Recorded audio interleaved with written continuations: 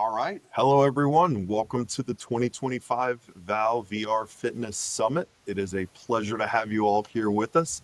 I wanted to start off just by having everyone introduce themselves, the title, and the studio you're with real quick. Well, that's really nice to be here. Thank you for having us.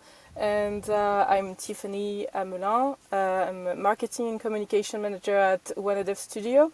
We're talking about rhythm games here today, so we'll be talking about Ragnarock, which is a metal music rhythm game in which you can race against your friends on metal music. So yeah. And I'm AnnMarie Bartholomeus, known as Wirrel. I'm a technical producer for Synth Riders, part of Cluj Interactive, and makers of Final Fury and Beat Blocks and other such games. And yeah, looking forward to talking a little bit about Synth Riders and exergaming, gamification of fitness, all those wonderful things that come from VR rhythm games. I'm Benoît. I also work with Tiffany at Wirrel Studio here on Ragnarock. Awesome. Thank you all for being here. We're really excited to get to talk with you about everything. I guess we can get this kicked off and started, right? So the first question, what trends or innovations in rhythm games are you most excited about right now? And how are they kind of changing player expectations in 2025? Well, I'll let you start with that one. Okay. Well, look, one of the things that I'm really noticing is that rhythm games are no longer just games. They're actually the new fitness equipment. And you'll hear this in community all the time, is that people will be saying, oh, yep, today is leg day. I'm going to play pistol whip. Arm day. I'm going to be playing, Ragnarok. I'm going to be playing games like that. Synth Riders, my warm up and cool down. It's great to have these different games and people are working them into a fitness routine rather than it just being, I'm just going to play one game. Like our players are a lot broader in what they're doing. And so it's becoming part of a fitness regime, which I'm really excited and see this overlap between rhythm games being part of everyone's general fitness routine is fantastic at seeing that happen. The other thing is that I don't know how the Ragnarock team find it, but we find it because rhythm games are so approachable. They're such an arcade experience. They're so easy to learn, easy to pick up and easy to play. They're becoming that quintessential gateway experience that you need for a new hardware. So new headsets, new devices, new hardware needs a rhythm game to help people make the leap to that. So a lot of hardware developers are finding rhythm games as being a way of helping introduce people to new platforms. And for us, things like the Apple Vision Pro, where we were, the first rhythm game on that platform was really exciting. So yeah, that's one of the things that I really love is rhythm games as part of that gateway to new hardware, and being on the forefront for us has been really exciting. Wonderful. Benoît, Tiffany? Yes. One of the things I noticed recently about rhythm games is that I see more and more games that mix rhythm games with other genres. Like recently we had Metal Hellsinger VR that combined rhythm game with a shooter. And I think with the evolution of game engines and audio engines and audio programming and having more tools to more easily sync audio events with gameplay, we can see maybe a new trend emerging into mixing rhythm and music elements into other kind of games, and I don't know, maybe platformers, maybe anything really. So I'm curious to see what comes next. Sorry. I was saying that I totally agreed with you, Wirrel, when you said that it was a getaway to new platforms, and rhythm games are a getaway to new platforms. In terms of community, we've seen that people also want longer-term engagement on those games. So it's not just a one-time thing now; it's like a regular thing, and it's like kind of a routine even. For some, fitness-wise, and others not fitness-wise, but yeah, they want long-term engagement. They want ranked modes. They want competitions. So yeah, it's becoming more than just a game, as you said. So yeah, it's pretty exciting. Okay, wonderful. And actually, that leads perfectly into my next question, which is cross-platform multiplayer has become more prevalent in rhythm games. How has this feature impacted community building and player retention in your respective games? And Wirrel, we can flip back and start back with you again. Okay. I could talk about cross-platform multiplayer for a long time. Synth Riders was very, very early with multiplayer. We've been, Steam and Quest crossplay since February 2020. It's a very, very long time for us. And multiplayer has been cross-platform multiplayer has been something we've always aimed for and wanted to have. We started off very early on, sort of in around April 2020, with a fitness-oriented event that we wanted to make these lightning rods. We called them lightning rod events, which is we wanted people to be able to find other people to play in multiplayer, because it's really important. One thing is to have a multiplayer feature, but it's another for players to be able to find each other. And so we put these signposts, these lightning rods, and we advertise them really, really strongly with our community. So we started off with these Sunday events. They were fitness sessions. We partnered with fitness professionals, and they were hosting sessions for us in multiplayer. And that then morphed into a Saturday night. What we have this thing called Saturday Synth Fever. We've been running that one coming up for almost 5 years now, where every weekend we get together for 2 hours in multiplayer on a Saturday night. And we do the same thing on a Sunday afternoon. We have the Sunday sessions. So those 2 sessions have been running pretty much consistently with our community for almost 5 years now. We're coming up to that anniversary. Those have evolved. They're now volunteer-led. So we have our synth crew, who are an amazing group of people. Shout out to the synth crew if you're watching. They're wonderful. They've come from our community. They're from all walks of life. Their ages are sort of from 20s to 80s. We have a lovely husband and wife couple. They are the most wonderful people in our welcome room. And these trusted players from our community, they set the tone. So it's wonderful. People can come into multiplayer. They know they're going to find a room at those times. And the rest of our community have grown around that. So they also open up other rooms around that time. So people are always guaranteed to find someone to play with at that time.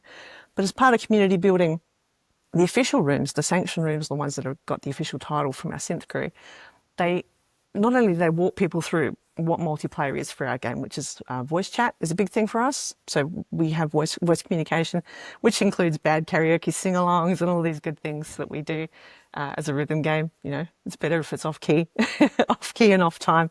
But also, just to welcome people in, answer questions, and set the tone for being welcoming, inclusive, open arms to everybody who wants to come and play. And it's a really different vibe. And quite often you'll get people coming to play with us and say, wow, you are the most friendly, welcoming community multiplayer game that I've ever played. And that's such a huge testament to our community who've done this over the years. So yeah, for us, cross-platform is really important. Another thing I'd say about cross-play, it's no longer optional. Like, it's a first question people are asking. You think back to console days, very, very early console days, where you would be like, oh, I'm only going to play the games that my friends have got. We'd stay on the same console and be isolated together. VR's a much smaller segment. We're not talking about a single console now. So being able to be cross-play makes it more likely that you're going to find more people to play with. So it's not really optional now. It's the first question that people ask: is it cross-play? That's what people want to know when you bring the game to a new platform. So yeah, I'd encourage people to think about cross-platform as it's not optional. It's something that you really definitely want to consider, and it's well worth it. From our perspective, it's really good.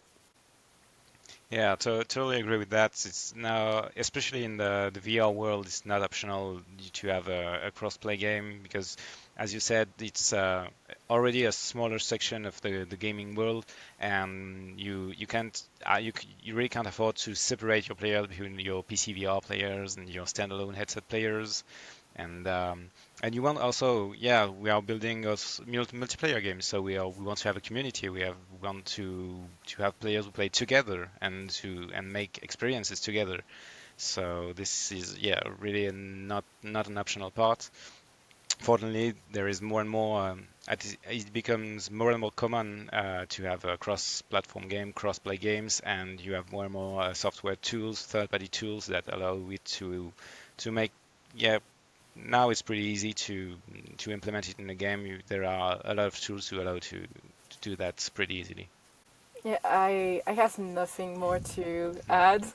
it's all about connecting people together anyway. So yeah, cross-platform is very important, and yeah, Ragnarok also is cross-platform since 2021.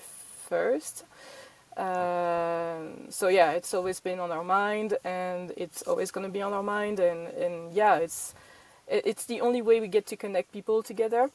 So as you said, Wirrel, it's like before you were adjusting your, I mean your buyings. Let's say that you would buy a game because your friends would buy it. Now you can just play with anyone on the internet. So yeah, it's all about that accessibility and connecting them. And I don't know whether you noticed during COVID, players really did lean heavily into multiplayer as part of maintaining social connection through isolation. And that coming together, gyms were closed, like physical gyms were closed, but VR gyms, hey, we're always open. It was a wonderful thing. So you get that social connection and community coupled with physical exercise. It's those three together. And anytime you bring those three things together, movement, connection, social, it's like, it just makes compliance so much easier. One of my other hats is as an older adults exercise specialist, and compliance is one of the hardest things that you have to deal with as a fitness professional, right? Getting people to actually do the exercises that they need to do, and to enjoy it, and to want to come back and do it, because you'll find every excuse under the sun. That's VR's power, is being able to gamify exercise and make it easy to comply, because people want to comply. And when you put social with it, it's well known in the fitness industry that when you mix social with physical exercise, you get much, much better compliance. People will come to classes, people will participate, they'll encourage each other. Exactly the same. And in rhythm games, when you have multiplayer and you have cross play, it's just reinforcing that same behavior, and it's fantastic. During COVID, we really noticed it. Wonderful. And with the advancements in VR hardware that we've currently seen, stuff like improved haptics, spatial audio, things like that, how are you each leveraging these technologies to enhance the rhythm game experience? Maybe I can start. That's something that we quite wondered about during the development of Ragnarok, and the fun thing is that the VR industry is still in development, still trying new things, and it's also a really fun industry to work in, because it's always trying new things all the time. And during the development of Ragnarok, we have been contacted by many companies that wanted to say, hey, we are developing a new product, new device that you can plug to your computer, or to connect via Bluetooth to your VR headsets, that had haptic, that had anything. And so we tried, we tried to make the game compatible with such devices, because the thing that is missing from VR experiences, from basic VR experiences with a headset and two controllers, are a feedback. You are immersed in a world that seems real, that's all around you. You have now surround audio, that's very good quality audio that makes it really seem like sound is coming from all around you, and you are really in that world.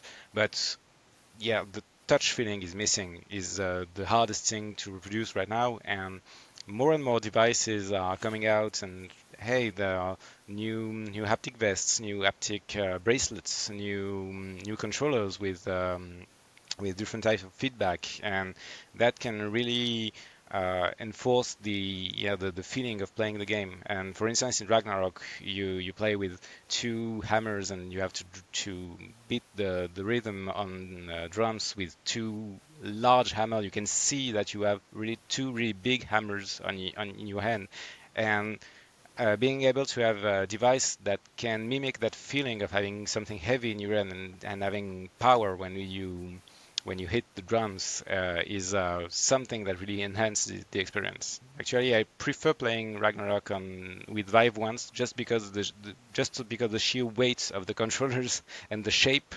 It kind of, it feels more immersive to me. I see you're a man of culture. I still have my OG Vive and my OG Vive ones on, and they are rock solid. There's a good reason why they're used in arcades, right? You're a man of culture. Love it. Love it. Yeah, no, 100% agree. And it's really interesting. We've been through a few things. So recently we had haptic support ages ago, talking about haptic vests and so on. So I've recently, just only within the last couple of months, we've redone all our support for the new version of their kit. So we've got the latest version of the suits, and I had my first experience with them. I don't always get to have them, but I got the full kit here, and it's fantastic. It's really cool. One of the nice things, though, I remember discussing with a player a while ago that her son, who was deaf, wanted to play Synth Riders. And being able to use something like a haptic vest that can be audio reactive, you can open up a new layer of accessibility to a community for whom rhythm games can be off limits, that you just wouldn't normally think about it. But being able to use haptics, if you can have it be in audio reactive mode, you can open a door to a whole other community who want to play. The other thing is you'll see a lot more headsets these days are looking for hand tracking. Hand tracking is a thing. What do you do when you no longer have controllers? Well, finding alternate ways to give that tactile sense. It is something that's missing. With Apple Vision Pro, we doubled down on particles as a way to try and convince the mind that you are actually feeling what you're seeing by increasing the amount of particle reactiveness. But that can only go so far. So being able to use additional haptic tools, like be it wrists or hands, is a way of reinforcing what you're seeing, and that, as you said, it just increases that immersiveness. With PlayStation VR 2 was the first time we did head haptics, and that was really interesting. I definitely always find myself sticking my head into walls in Synth Riders just to feel the whack in the head. It's just one of those extra things that you have. It just reminds you need to duck a little bit more. It's always good fun. And we went down the path of looking at things like spatial audio, and we use spatial audio for multiplayer. It increases that feeling of immersiveness in the room when the voices come from the correct direction. But we decided not to do it for the music, because the player response for us was that they preferred to have that stereo experience. But we may revisit that down the track. But yeah, it was something people really wanted to sort of have that distinctive experience. They wanted to have the music feel like the music that they already knew. So yeah, we made that decision to do that. There's also a latency issue with that as well that we found too. So it's the two reasons together that people didn't prefer, and the extra latency that came with it was just something that was a bit too sensitive for us. So yeah. Okay. Wirrel, you kind of tapped into my next question perfectly, so I'll direct this to start off with it, Tiffany. But accessibility is obviously crucial in gaming, right? So what steps are you taking to ensure that rhythm games are accessible to a broader audience? Whether that's those who are new to VR or have physical limitations, kind of walk us through that. Mm-hmm. Yeah, that's very crucial, actually, accessibility. If you want to connect people, you have to make a game that can connect people actually together. So it's through accessibility. Benoît will get into it more technically, but I can say that for new game players, like new rhythm game players, we have kind of modes that are, we have difficulty that in Synth Riders as well, so that's pretty basic.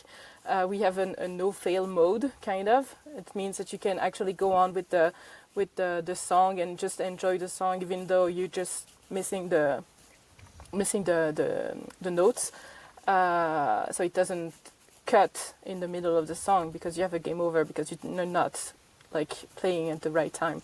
So that's very important actually for people who don't know how to play rhythm games, because at the beginning it can seem a little overwhelming to them, even though if it's in the easiest difficulties, sometimes just even the slowest mode can be very overwhelming. So the no-fail mode is actually something that is quite important to them, so that they can actually continue playing without being frustrated. Sorry. And then you have other physical accessibility mode, such as a seated mode, height adjustment and stuff. But Benoît can talk about it a little bit more. Yeah, thank you. Yeah, indeed, in a VR experience, the very basic accessibility setting is just to be able to adjust to a seated position or a standing position, to a player being able to play while not moving in a room space, and stuff like that. Maybe have a game mode where the player can play with only one hand and is not penalized. If he's playing with only one controller, or alternate mode of input. Like Wirrel said earlier, the main challenge for accessibility for rhythm game is the music part, and yeah, there are solutions and hardware solutions to address that. But also the interesting thing about rhythm game is that it's basically just having an input, giving an input at the right time.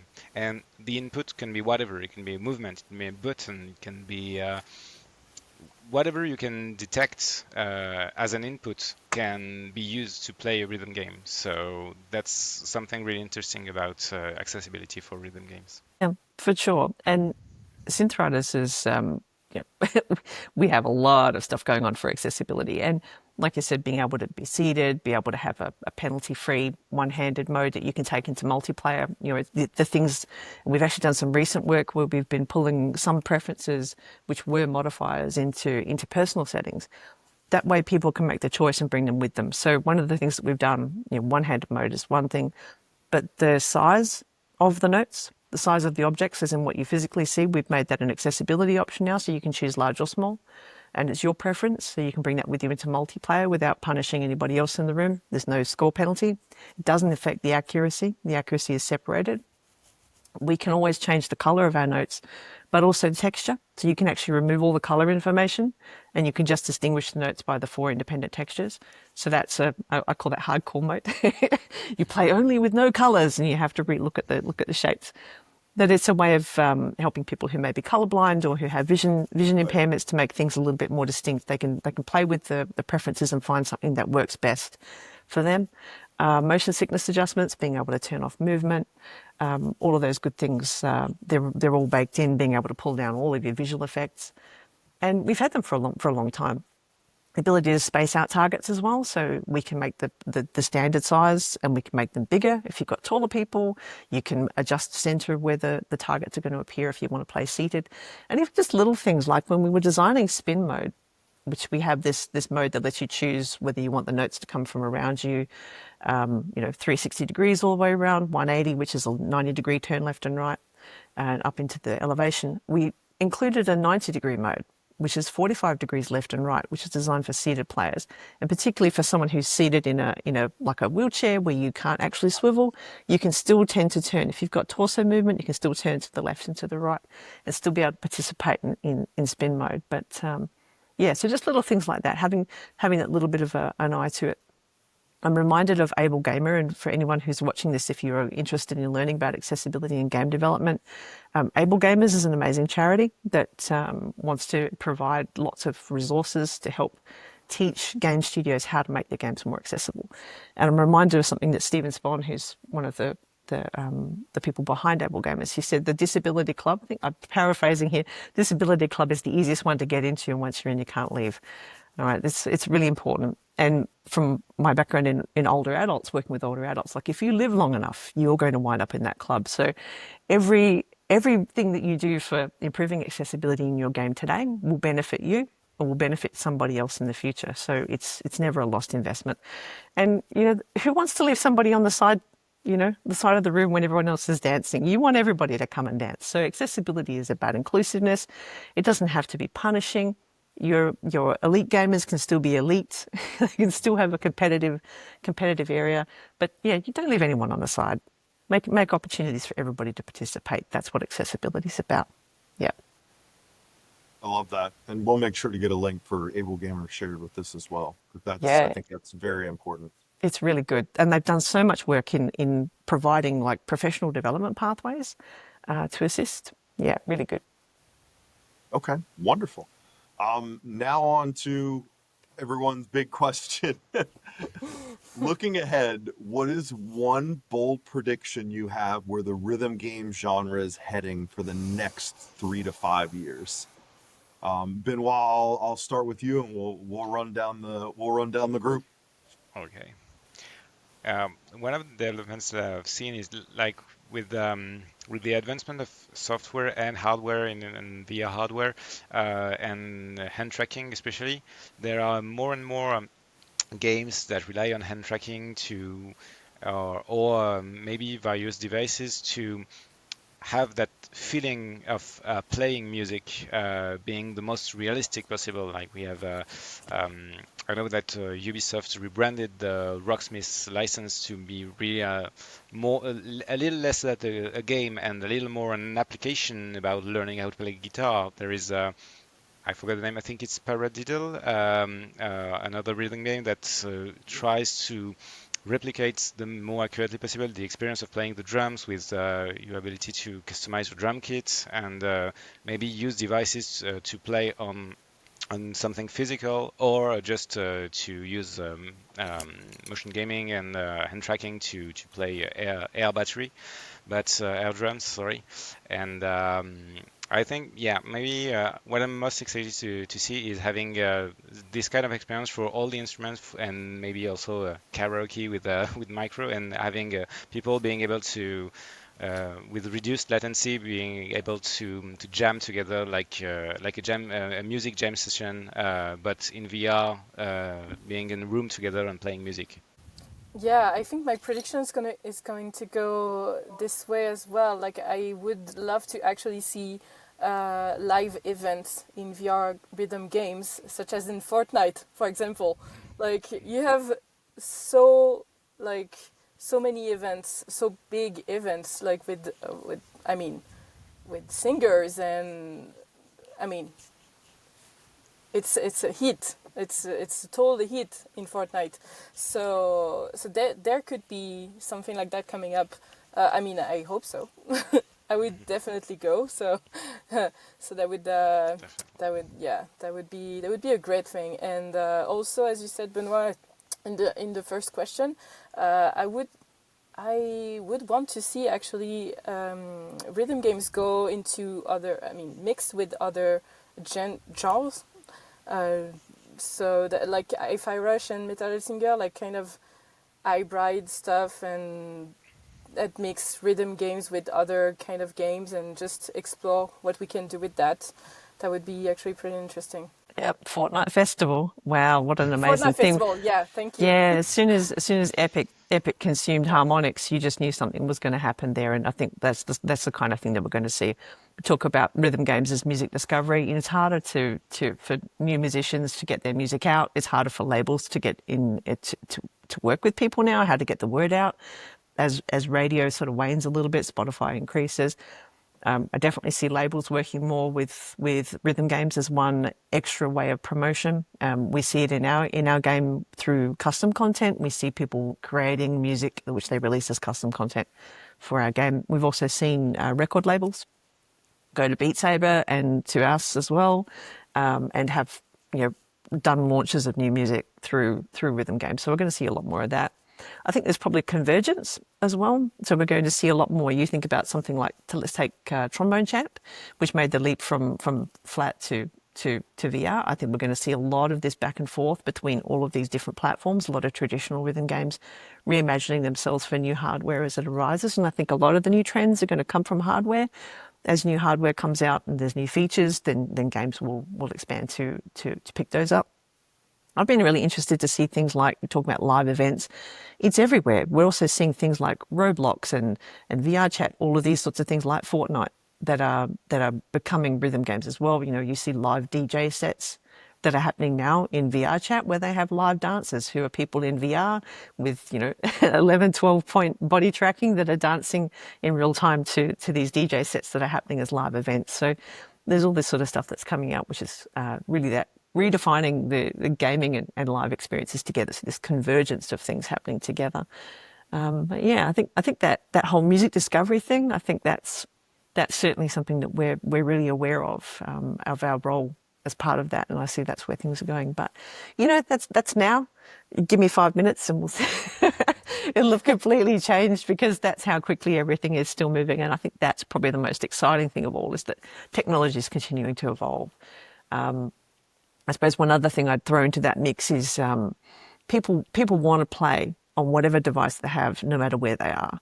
So it doesn't matter what that device is, and this is part of that convergence as well, whether it's going to be smart glasses, whether it's going to be your phone, whether it's going to be a console, whether it's going to be a PC, whether it's going to be your fridge, your internet-connected fridge. People want to play on what they have, where they want, because it's going to be part of having that music experience. So, yeah, we're going to see more people out in the wild playing rhythm games, hopefully. That's what we want to see. Love it. Love to hear it. I think we're actually up on time, so this has been absolutely wonderful. Really appreciate all of your insight and input. It's been an absolute pleasure. Thank you so much for being a part of this. And yeah, look forward to seeing you out in the rhythm world. Thank you so much Thank for having you. us again.